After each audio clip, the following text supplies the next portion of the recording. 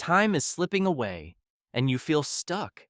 You look around, and it seems like everyone else has it figured out, except you. Your mind races with questions. What am I doing with my life? Why am I not where I want to be? Feeling lost isn't failure, it's a sign that you're ready for change. Step 1. Stop waiting for the perfect moment. It doesn't exist.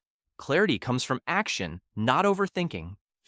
Step 2. Start small. One habit, one goal, one step. Success is built brick by brick. Step 3.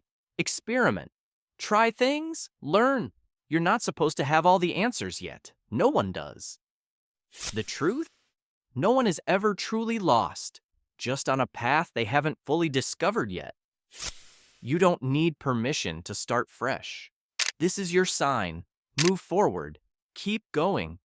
The next chapter of your life starts now.